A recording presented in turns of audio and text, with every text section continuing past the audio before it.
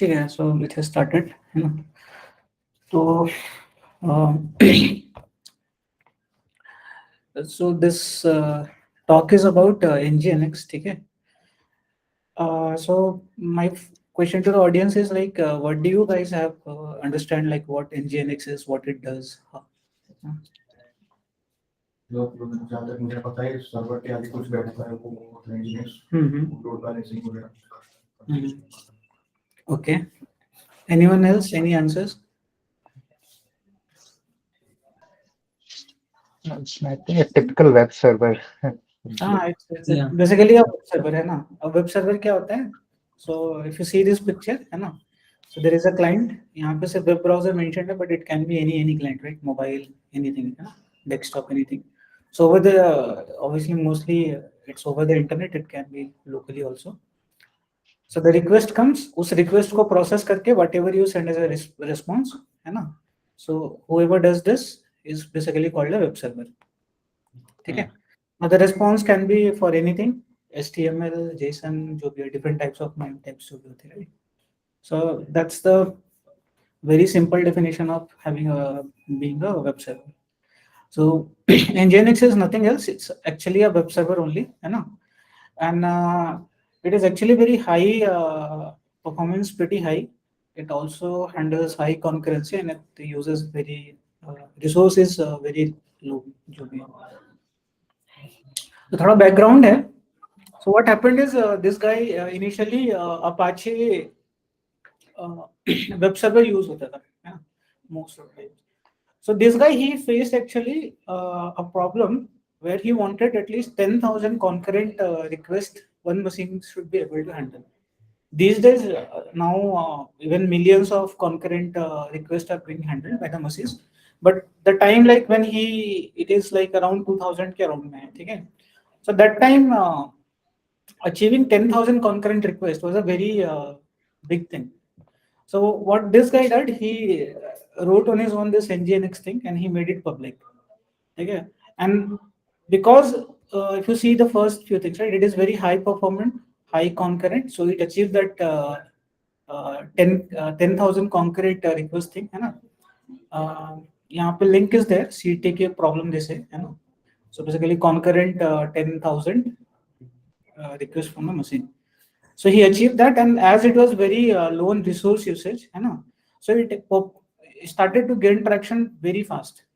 And over the years, what it has happened, and right now, almost 1/3 of the market, you know, का जो भी websites होते हैं, mostly they are served by Nginx only, है ना? It is so popular, है ना?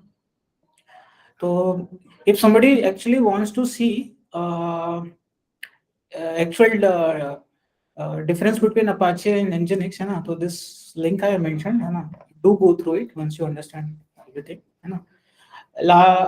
And apart from like this being very high performant and able to handle so many requests and also like very low on resource usage, configuring this Nginx is very simple.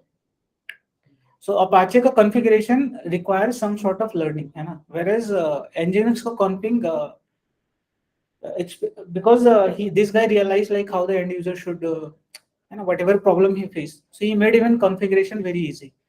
Now these days you don't have to actually write on your own. You can actually go to as a DigitalOcean I have mentioned earlier. You go there, you just select the options, checkboxes karo, it gives you the Nginx ko config file, and according to your needs you can get it from internet. Now because like to start with, you can definitely use these online tools and whatever online configuration files are available, but to get a control over it, right, you need to understand what each configuration mean and what variables they can be there. So the main purpose of this PPT is also that, like, to make you understand how Nginx actually works and what are the different configurations that we should take care of. Okay. Now, so that's why I've written like we instead of depending upon internet, let's try to understand what configuration files are.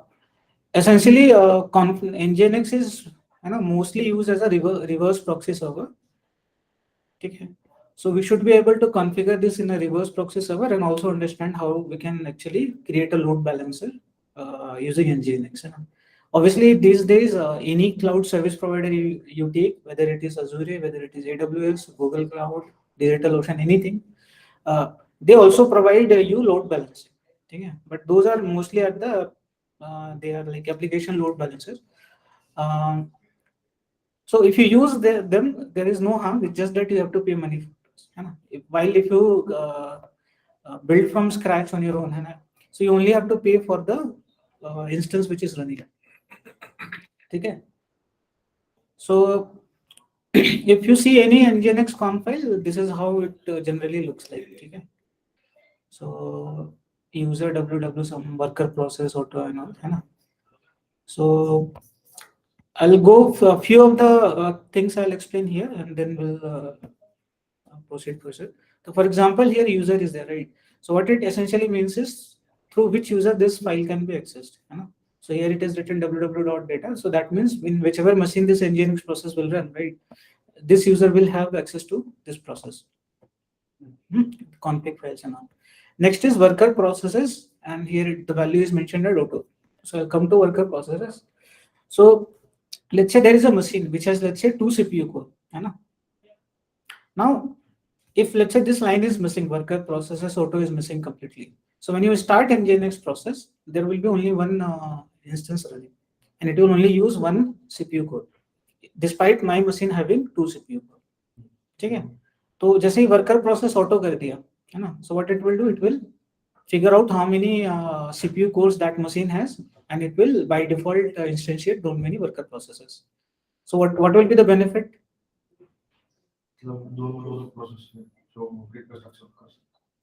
worker process हो गए, right? So your number of handling the request will automatically increase, है ना? And you are basically taking what? Your machine is powerful, right? There are 2 CPU cores available. तो worker process 2 spawn किया तो दोनों CPU core का utilization. अगर नहीं spawn किया तो एक ही का यूज कर रहे थे और एक CPU core जो है ऐसे ही वेस्ट जा रहा है ना? ठीक है? So what will happen? Let's say there is 2 CPU core, and here I let's say mention worker process number as 4. तब क्या होगा? Yeah. So basically it will still spawn 4 worker processes. Yeah. नहीं 2 each नहीं होता, 4 है ना? So basically each worker will now be able to utilize maximum 50% of the CPU cycle. ठीक है? तो exact number of CPU cycle किया तो what क्या होगा? 100% of the CPU core will be utilized. ठीक है? जैसे उसका नंबर CPU core से ज्यादा कर लिया तो वो डिवाइड कर लेगा. ये रिसोर्स एलोकेशन का काम who takes care of? It's the OS system takes care of it. तो हमारे में let's say अगर Linux में इंस्टॉल किया है, CPU core is 2, and let's say here we configured 4 worker process. तो it's the Linux job to allocate 50% of CPU cycles to all the worker processes. ठीक है? PID is basically process ID file, है ना? So include our forget for the time being events and all, will come on. So these were the important things at least to start with. ठीक है? अब क्या होता है कि whenever you write your own config file, है ना, how do you validate whether the configuration is correct or not? So the command is nginx-t, है ना? If it is okay, it will give you this kind of output. If there is something wrong, it will tell you which line number you have the error. So it's pretty straightforward. Even if you see the conf file syntax and all, pretty much end user क्या कहते हैं? It's very easy for any end user to understand what actually it is, right? Worker process or if you see simple. So that's why this configuration file is pretty much easy.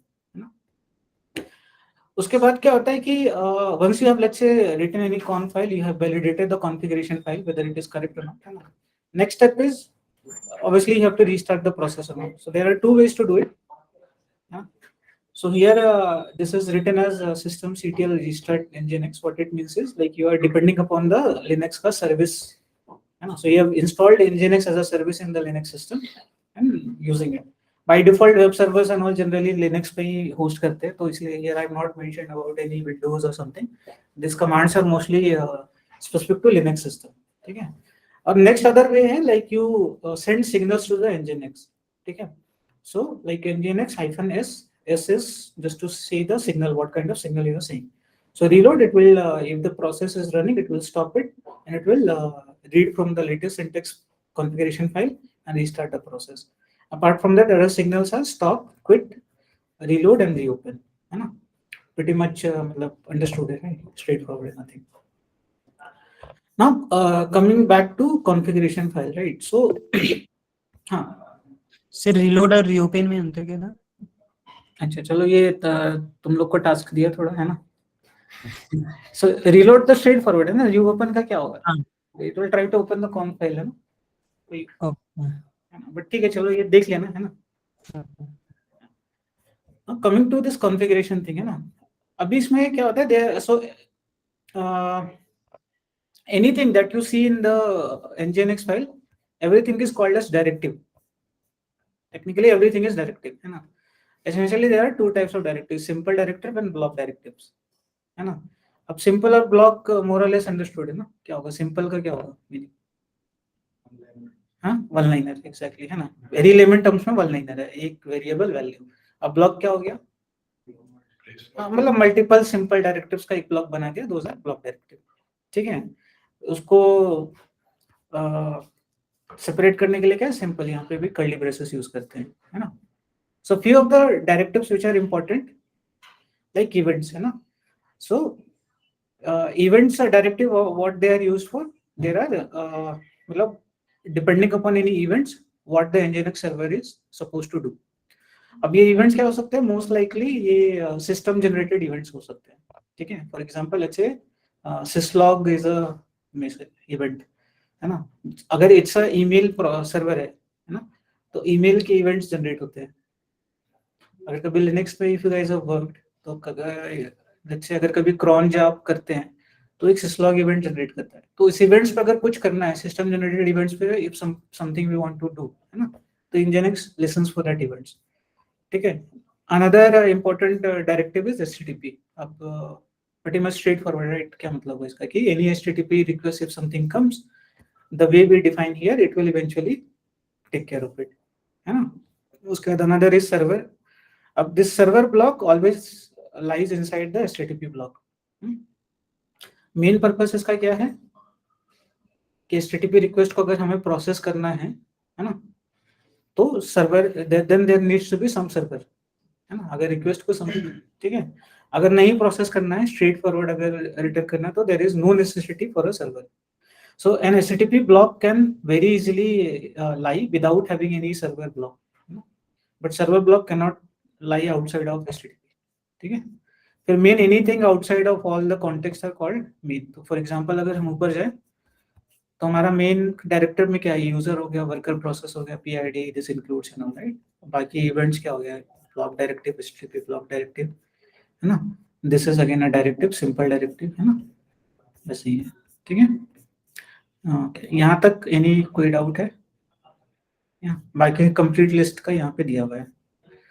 ठीक है, now let's come to this block, है ना? Because हमारे लिए most important thing is this only, right? We are serving our HTTP. So ये configuration देख करके what do you guys think what will be happening? HTTP request port 80 पे listen होगी. तो यहाँ पे चल लिखा हुआ है. ठीक है, चलो रिस्पांस में हेलो फ्रॉम पोर्ट. ठीक है, तो यहाँ पे देखो, अब the request is send to this, I think P थोड़ा सा गलत है, एडिट दिस. तो whenever a request come to this nginx.com :80 port, response will be 80, है ना? 80 पे आया तो दूसरा हो गया. Now let's check this. इसमें क्या होगा? It is listening at 2 ports, 80. Server name बोला nginx.com, यहाँ पे बोला nginx-test.com. अब क्या होगा? यदि nginx-test.com पे करेंगे तो फिर पहला क्वेश्चन है क्या होने से कि अगर मैं इसको if I try to validate this configuration, मुझे ओके मिलेगा या it will throw an error कि यार सेम पोर्ट पे दो लिसन अलग अलग सर्वर नेम नहीं कर ओके सकते? मिलेगा सर, ओके मिलेगा. अच्छा, ओके मिलेगा. Anyone else has any other answer? मतलब एक ही पोर्ट पे दो अलग अलग सर्वर रन कर सकते हैं क्या, लिसन कर सकते हैं? दो अलग अलग सर्वर नहीं, मींस दो अलग अलग डोमेन रजिस्टर तो है। सिंटैक्स ही चेक करते हैं, सिंटैक्स सही है पर वो दिक्कत देगा, रिलोड नहीं होगा, मुझे ऐसा लग रहा है। सिंटैक्स तो सही है क्योंकि वो सिंटैक्स ही चेक करेगा वो। नहीं तो सिंटेक्स में वो चेक करेगा ना कि मतलब डुप्लीकेट तो नहीं है, अगर सेम नेम का लिख दोगे तो एरर दे देगा। जनरली कर सकते हैं। इट डजंट स्टॉप है ना, अगर डिफरेंट सर्वर नेम है तो डजंट स्टॉप, Yes. है ना, क्योंकि एसेंशियली क्या हो रहा है, it's a different domain name हो रहा है, so different domain names can still point to the same server, right? So what will happen is, अगर आप request when you send the request to nginx.com:80 तो आपको आएगा हेलो फ्रॉम nginx, nginx-test.com:80 तो आपको दूसरा रिस्पॉन्स आ जाएगा। मेरा एक क्वेश्चन है, मतलब मैं श्योर नहीं हूँ कि ऐसे ही काम करता है कि नहीं। अभी इसमें तो हमने सर्वर नेम डाल दिया है, but what if I am calling to IP, direct IP address से मैं आईपी एड्रेस को लोड कर रहा हूँ ब्राउजर में, तो पहला जो मिलता है उसको पॉइंट करेगा या फिर लास्ट वाले को करेगा? मेरे ख्याल से पहला को होता है। ये करके देखना पड़ेगा, किया है करके देखना पड़ेगा, क्योंकि इसको कॉन्फ़िगर करने के लिए जो तुम कह रहे हो /etc होस्ट में अपने को दोनों डोमेन नेम डालना पड़ता है, तो अगर एक सेम आईपी एड्रेस दिया तो क्या होगा, इट विल स्टिल रिस्पॉन्ड, है ना, बट जस्ट आई गेस सिर्फ रिस्पॉन्स एक आएगा, कौन सा प्रेफरेंस लेगा, आई थिंक जो पहला मिलेगा साथ ही वहीं पे देगा, वही दे देना चाहिए, इट डजंट कंप्लेन। आपने ये मैं उसमें मतलब मैं और भी बताना चाहता था, तो वो आपने कवर किया है या नहीं वो? हाँ, कौन सा? vhost वाला, सॉरी, वर्चुअल होस्ट डायरेक्टरीज जो है ना, साइट अवेलेबल, साइट इनेबल वाले, नहीं वो अभी नहीं किया, बता रहा हूँ तो बाद में। ठीक है। अब क्या है कि why nginx become so popular, ठीक है, तो the main reason why it became popular was because it was the fastest web server for serving the static content, because it and the resource users when we say to serve achieve this serving the static content was very low, meaning nginx process itself will consume some CPU, right, some memory, है ना। apache server भी था, it used to, let's अगर आपका 1 GB RAM का है suppose करो, right, तो उससे कुछ रैम ले रहा है, CPU साइकिल ले रहा है, कंज्यूम कर रहा है, तो nginx is a very low resource usage, तो एसेंशियली योर सर्वर जिसका मेन पर्पस है कि some request come I will serve the content, है ना, that's the main purpose, right, उसको करने के लिए help, this is a helping agent, तो why not we prefer something which actually use main resource, मतलब which uses low main resources, right, so nginx that's why it become very popular, ठीक है। तभी जैसे क्या होता है, सपोज करो देयर इज अ डायरेक्टरी, है ना, where we have let's say these 4 files are there, एक इमेज फाइल है, एक CSS है, 2 HTML फाइल्स है, ठीक है।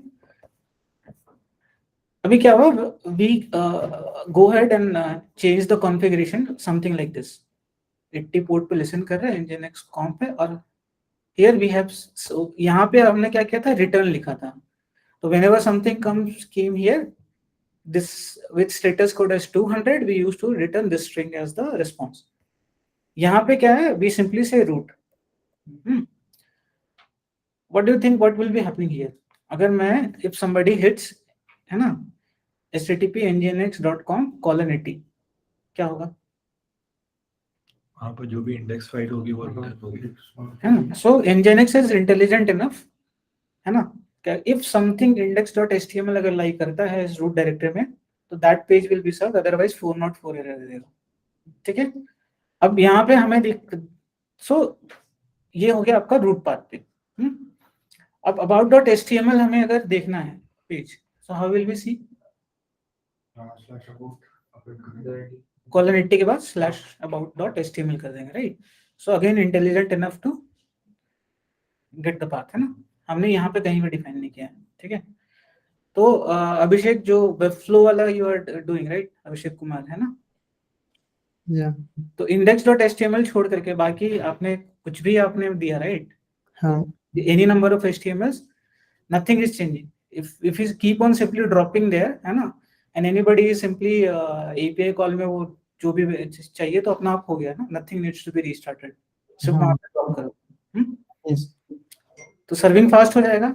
स्टैटिक कंटेंट के लिए तो nginx इज द बेस्ट है ना, ठीक है। तो इसीलिए एक अलग डेडिकेटेड सर्वर की नीड नहीं है अगर स्टैटिक कंटेंट को अपने को करना है तो। उसको बनाने के लिए we can use any method like HTML, Gatsby, जो भी होती है, Next.js, anything.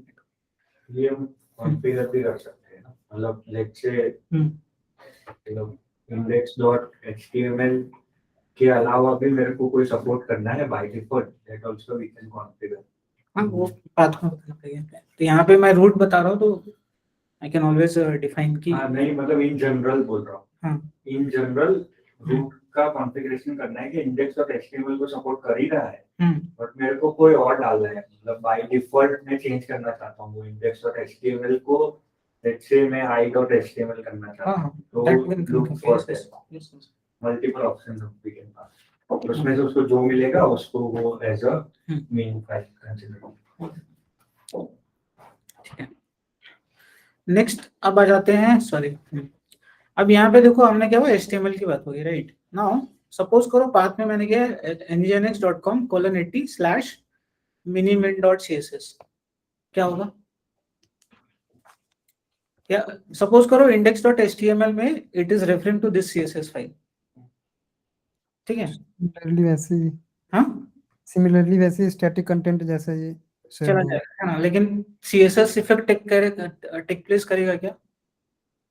CSS effect means suppose करो मेरा सारा टेक्स्ट उसमें मैंने रेड कलर पे कर रखा है index.html में, ठीक है, और वो CSS डिफाइंड है इसमें CSS फाइल में। हाँ, तो मैंने index.html किया, वहां पे CSS फाइल ये रेफर्ड था, CSS फाइल है भी, मेरे को मिल भी गया, बट क्या मुझे index.html में every text will look like red colour या नहीं। हाँ, करता तो है ही। करेगा। नहीं करेगा है ना, क्योंकि बाय नहीं डिफॉल्ट चलेगा शायद।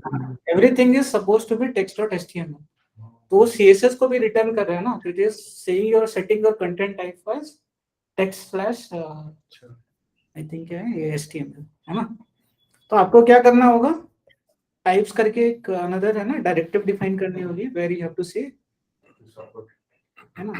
वंस वी डू दिस है ना, तब तुम्हारा CSS का एक्चुअल इफेक्ट टेक करेगा, अदरवाइज उसको मिल तो रहा है but browser is treating the content as text file. Text file में ठीक है सर, तो ये ऑटोमेटिक डिटेक्ट हो जाएगा कौन सा CSS से कौन सा। हाँ, .css लिखा है ना, ओके ओके, .html लिखा है, राइट। तो so because this is server, this knows .css, ठीक है, browser co dot extension file से मतलब नहीं है ना, कंटेंट जो आ रहा है उसमें, तो उसको फाइल नहीं आता, उसको कंटेंट आता है फाइल का, तो उसको नॉर्मल टेक्स्ट की तरह ट्रीट करते हैं। अच्छा, मेरा एक क्वेश्चन था फिर कि अपन यहाँ और भी मतलब फॉर्मेट डिफाइन कर सकते हैं, जावास्क्रिप्ट फाइल है तो वो भी अपन भेज सकते हैं उसी नाम की। नहीं आ रहे हैं है ना, तब क्या है कि अब टाइप्स हो गया, अब हमारे पास there are so many types, right, MP4, video, JS, everything, right. तब क्या है कि either you come here and keep on defining every, है ना, या फिर दूसरा होता है just include partial config files, है ना। तो generally if you go and see, जब भी nginx इंस्टॉल होता है तो you might see these are so many different configurations are available here. तो यहाँ पे एक MIME टाइप्स है, if you open it, मतलब कम से कम more than 50 MIME टाइप्स आपको मिल जाएंगे, है ना। So if you simply do this एक line, all MIME types which is defined there will be supported. ये टाइप्स तो nginx के साथ ही आते हैं। हाँ, आता है, नहीं है तो आप अपना क्रिएट कर सकते हो, nothing else, है ना, कोई जरूरत नहीं है, not necessary to name it MIME.types, you can name it anything.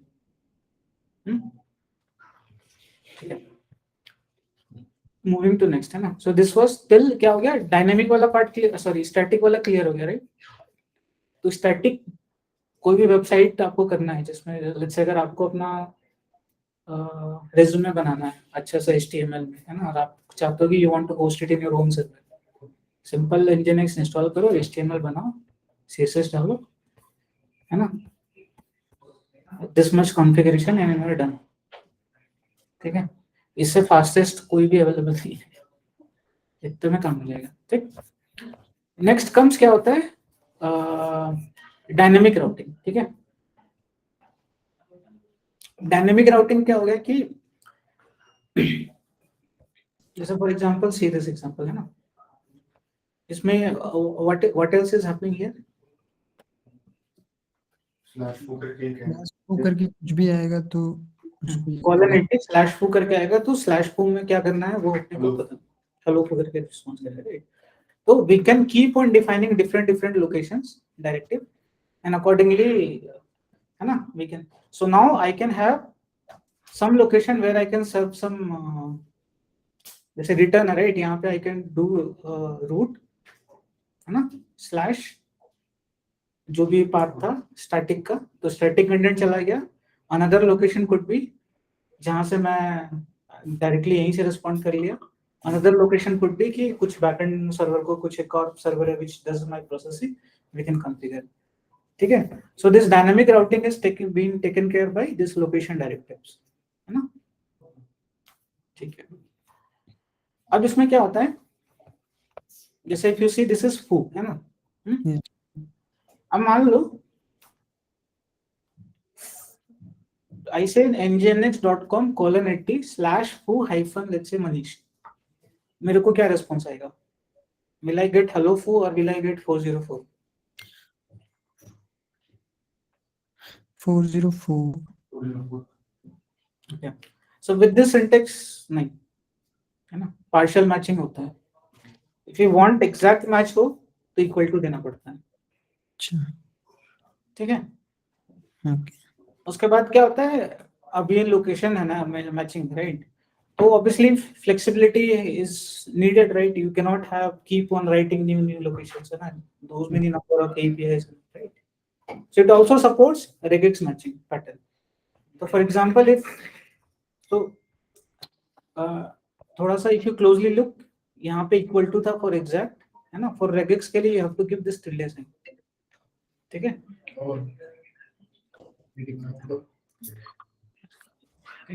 And then here is the regex pattern. Okay. So what it is saying is foo 09. 009 any number only, right? Yeah. Now with this configuration, let's say I hit nginx.com:80/foo. What will happen?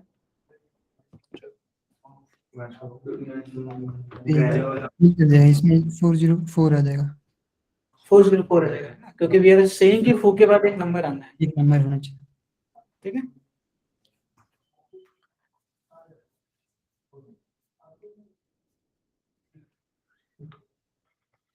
अब now let's say this, although I have already answered, but what it is saying is कि let's say there is a location foo8, है ना? And then there is something like this regex का, है ना? तो अगर if I get nginx.com:80/foo8, what will be the response? ऊपर वाले से ही regex का प्रायोरिटी रहता होता है. ठीक है.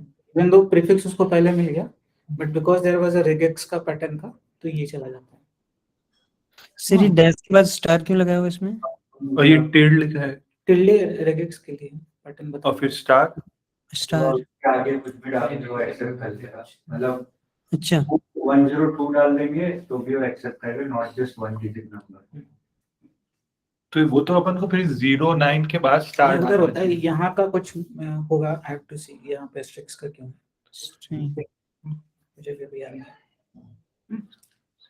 बट अब ये बाय डिफॉल्ट प्रायोरिटी क्या होगी, regex पैटर्न की ज्यादा होगी प्रीफिक्स वाले से. अगर हमें प्रायोरिटी चेंज करनी है तो ये क्या होता है, अब स्क्रिप्ट साइन डालना होता है. So if you do like this तो foo8 टाइप करेंगे तो we will get this first response, है ना? स्टार का will see. I think regex के लिए ये बोला, I don't know why this star is, I have to check, है ना? सो एग्जैक्ट मैच हाईएस्ट है, then comes the preferential जहाँ पे आपने अपर स्क्रिप्ट से किया, then regex and last is prefix. ठीक है. प्रीफिक्स के लिए कोई मॉडिफायर नहीं है. लोकेशन. ठीक है. यहाँ तक सब क्लियर है ना? उसके बाद यार then comes these two things, है ना? nginx configured as a reverse proxy. So what it means is this nginx actually sits between the client and the backend server, है ना? So there is a server dedicated which is doing your processing, है ना? The client send request to nginx and then nginx passes the request to the backend, है ना? And once the backend server finishes the processing the request, it sends it back to the nginx and then Nginx sends it back to the client. So whole our power play is this reverse proxy only, है ना? Yeah. So client really doesn't know who is actually doing my job. मैं अपने backend server का उसको कुछ नहीं पता है, ठीक है? Similarly, does my backend server actually know कि कौन से client से आया है? नहीं ना, है ना? Because by default उसको नहीं पता रहता, but we can always inject कि कौन सा IP address आया है to the backend server, ठीक है? तो because right now we don't have need, तो if you see हमारा staging का अगर Nginx config, तो हम we are not passing the IP address to our backend server. So it's very easy to configure, है ना? Same server, HTTP server, listening to 80 port, location. All you need to do is proxy pass. अब इसके बाद we have to mention the server, है ना? This is how our whole power play is configured, है ना? तो अपना powerplay.in portal जो भी आता है, and then here we pass the private IP address, है ना? Here if you see any other person. So anything which comes here will be delegated to this machine. When the request is processed, response is sent to Nginx and it will move. So this reverse proxy and static content delivery, it was very faster, right? That's why it gained so much popularity. It's very easy to configure, nothing else. वो ये question था, मतलब sure नहीं, ये reverse proxy by default enable होता है या अपने को By default नहीं होता है, इनेबल करना पड़ता हाँ, unless जब से the moment you configure like this, then only it becomes reverse proxy. Simple command होता है, उसको रन करना होता है. है? तो अपने को जाके पहले वो मॉड्यूल इंस्टॉल करना पड़ता है. यहाँ पे जस्ट कॉन्फ़िगरेशन, नथिंग एल्स, है ना? वेरी इजी टू डू, है ना? अब एक another important concept here is load balancer, ठीक है? तो सपोज करो I have 3 servers. So basically, let's say 1, 2, 3 name दे दिया है, but ideally let's say these are same server only, है ना? Server.js, server.js, they are running on different port, है ना? या assume कर लो कि these are running on 3 different machines also, but they are interconnected, है ना? तो PM2 start के यहाँ पे if you see 3 servers are running, so यहाँ पे ऐसे mentioned है. Now again reverse proxy में configure किया, I say backend servers instead of actual IP address जो भी डाला था private, I simply named it this, and then we defined a new directive upstream, name क्या दिया backend servers, और यहाँ पे हमने डाल दिया 3, ठीक है? अब क्या होगा? So whenever you hit nginx.com:80, कुछ इस तरीके से आएगा, है ना? Any one of the server है ना? By default तीनों को equal हो देता है, right? अब यहाँ पे load balancing का if you want to use any other different strategy, that also we can define, है ना? कि let's say last request, मतलब same IP address if it is coming request, right? It should ideally send to the same server which is processed, right? Round robin strategy हो गया, least load जिसके ऊपर है उसको हो सकता है ना? So अब ये लोड बैलेंसिंग का डिफरेंट स्ट्रेटजीज है ना? So this right, like, ठीक है? So at a higher level कितना है ना? So मोटा-मोटा these are the main fundamental things from Nginx के perspective से, है ना? इसमें what I have left is many topics. For example, we have configured HTTP, ठीक है? But we should HTTPS configure करना है. So what is the additional thing required for HTTP? Install करना पड़ेगा. हाँ? सर्टबॉट इंस्टॉल करना पड़ेगा. सर्टिफिकेट, हाँ, सर्टिफिकेट के लिए सर्टिफिकेट मैंने कहा सर्टबॉट मेक्स इट इजी, है ना? So HTTPS कुछ नहीं है, right? It's normal HTTP only. All it needs is some certificates, right? Yeah. Private and public, so that every communication is now authenticated. So that I have left it on the purpose कि additionally पढ़ना है, ठीक है? Similarly, if I come here to the first file, right? जैसे अब यहाँ पे देखो, so SSL settings है ना? Yes. उसका there are then whenever any request is coming, right? तो Nginx also keeps its own log files. For example, access log है, error log है. Names are pretty much clear. What does access log means? Any request that comes, है ना? What has happened with it is written into access log. and if any error comes, for example, let's say somebody made a request to a location which actually doesn't exist, है ना, for not errors, तो यहाँ पे आ जाएगा कुछ process करने में error आई है, तो दैट है ना, these things can be changed, है ना, logging level है ना. Similarly, there are like compression का things है ना.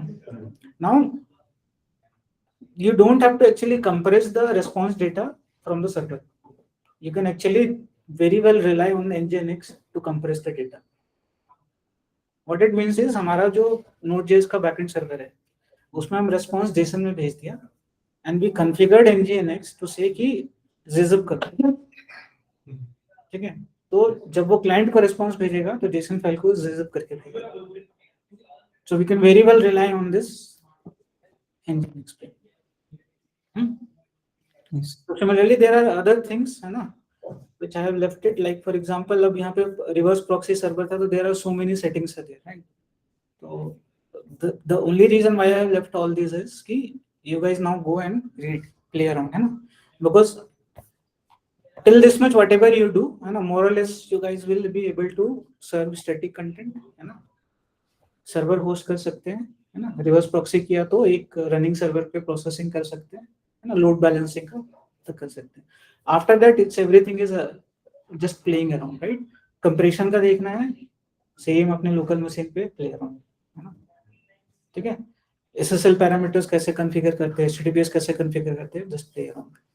Headers को modify करना, let's say, है ना, या response का time पे कुछ नया headers को inject करना, just play around and just simply see, है ना. But to play around with it, this till this much is there. Now open for questions.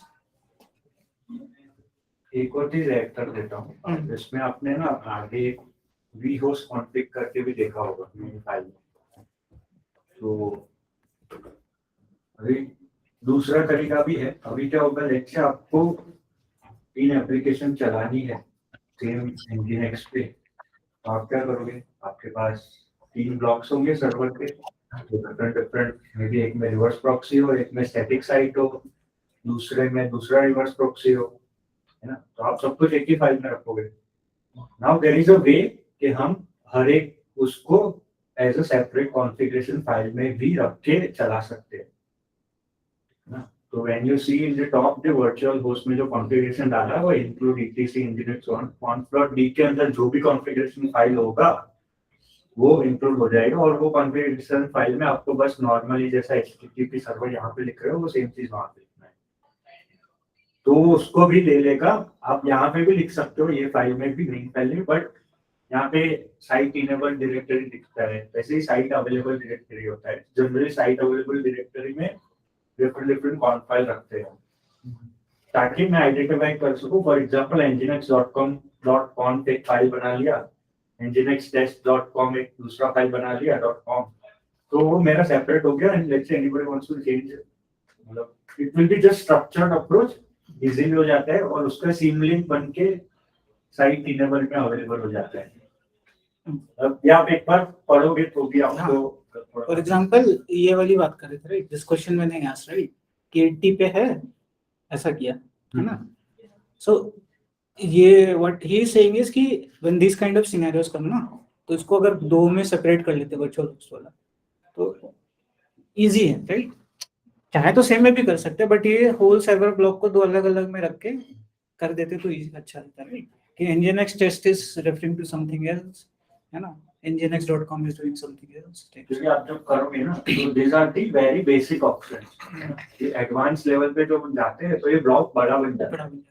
तो उस केस में दिक्कत आती है कि यार कभी-कभी क्या हो जाता है, मतलब ये हुआ है मेरे पे पर्सनली, यार मैं कुछ nginx.com पे ट्राई कर रहा हूँ और मैं कॉन्फ़िग चेंज कर रहा हूँ nginx टेस्ट का, क्योंकि since it's in the same file similar kind of content is there, I am referring to different block rather than I am testing on other block. तो ऐसा हो जाता है. तो उस केस में डिफरेंट अगर फाइल हो तो इजीली मतलब हो सकता है. एंड वो प्रॉब्लम में जब फंसा था, मतलब कम से कम 1-2 घंटा तक फंसा था, एंड देन आई आइडेंटिफाई किया ये तो मैं लॉजिकल सेपरेशन वाली बात है, राइट. जहां पे भी लॉजिकली सेपरेट कर सकते हो, do it easier to manage, है ना, रीडेबल इजियर टू मैनेज. ठीक है. Any questions? कोई मतलब आप में से कोई भी ले सकता है, कोई पर्टिकुलर लेक्चर से कोई जिप का ले लो, उसके ऊपर भी आप एक छोटा सा टॉक दे सकते हो, मतलब उसमें बहुत सारी चीजें कर सकते हैं हम लोग। अब कंपैरिजन और एल्गोरिथम्स भी डिफरेंट है ना, by default you can specify here. I think it supports broccoli, I don't no, most likely it does, देख सकते हैं। सो फ्यू थिंग्स जो which you guys should go and learn is, एक तो compression ही set है ना, another is SSL settings कैसे करते हैं, डू प्ले अराउंड, है ना, ठीक है। नेक्स्ट इज लोड बैलेंसिंग का डिस्कस किया था, राइट। अब लोड बैलेंसिंग करने के डिफरेंट स्ट्रेटजीज होते हैं, तो somebody prepare small something कि यार what are the different strategy, है ना, और उसको एक्चुअली में प्ले अराउंड करके देखो, इसमें कॉन्फ़िगर करो, प्ले अराउंड करके देखो। Nothing, very simple straight forward है। जैसे हम यहाँ से डायरेक्टली रिटर्न 200 कर रहे हैं, राइट, एंड मैसेज कर रहे थे, है ना, ऐसे ही 2-3 सर्वर कॉन्फ़िगर कर लो, no need to write server.js, simple यहीं से रिटर्न करो, है ना, और डिफरेंट मशीन में पास करो। लोड बैलेंसिंग में तो काम है ना, डिफरेंट मशीन, एंड तो सेम मशीन पे ही चाहो तो, क्योंकि अपना तो 16 कोर सीपीयू सर्वर मिला है, राइट, जीपीयू कोर अपने लोकल में भी, राइट, तो मल्टीपल नोड जेएस मान लो सर्वर ही कर लिया, हर एक में let's say from server 1 server 2 server 3 ऐसे नेम कर दो या अलग अलग मैसेजेस कर दो, ठीक है। Then play around equal load वाला, तो कम से कम लेट्स से 10 100 या 100 रिक्वेस्ट मार के देखो तो 33 34 33 ऐसे आना चाहिए, राइट। अगर 2 है तो 50-50 आना चाहिए। राउंड रॉबिन किया तो कैसे आएगा, लीस्ट वाला किया तो उसके लिए सिमुलेट करने के लिए what you need to do is कि in one of the server एक टाइम आउट लगा दो कुछ 20 सेकंड का या मिली सेकंड का, सो दैट कि तुरंत में रिक्वेस्ट आएगा तो something is busy, right, then only वो लीस्ट वाला देगा तो चेंज आएगा, राइट। इस तरीके से प्ले अराउंड करके देखो why there are so many different kinds of algorithms are there, है ना, and how it actually works. एक तो वो हो गया। उसका जब when we are configuring this reverse proxy, है ना, तो रिवर्स प्रॉक्सी जब कॉन्फ़िगर करते हैं तो what are the simple directives क्या क्या अवेलेबल है। फॉर एग्जांपल हमारे में यहाँ पे it was initially only proxy pass था, करेक्ट, कहाँ चला गया, ये था, है ना, बट इसके अलावा भी there are so many different things are there. Proxy pass है, इसके अलावा भी बहुत सारी वेरिएबल्स हैं, तो गो एंड हैव अंडरस्टैंडिंग क्या क्या होता है, ठीक है। एंड लास्ट थिंग इज कि you guys can very easily also configure, अगर कॉमन एक एरर मैसेजेस दिखाना है, अगर स्टेटस कोड 404 है तो एक HTML file you can define here, no need to even code inside our code, directly we can serve from here also, ठीक है। Online folks, any questions? मतलब किसी और को और भी टॉपिक लेना है तो कैशिंग भी देख सकते हो, कंटेंट कैशिंग, हाँ, कैशिंग इज वन थिंग।